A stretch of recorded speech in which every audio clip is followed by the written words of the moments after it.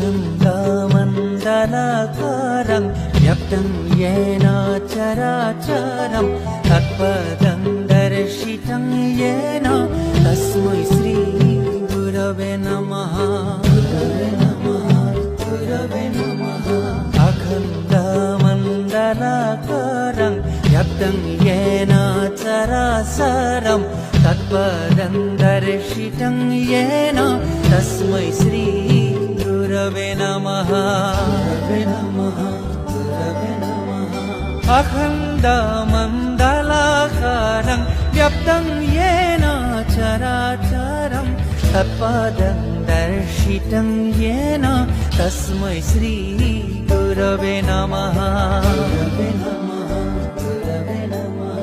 अखण्डमण्डलाकारं व्याप्तं येन चराचरं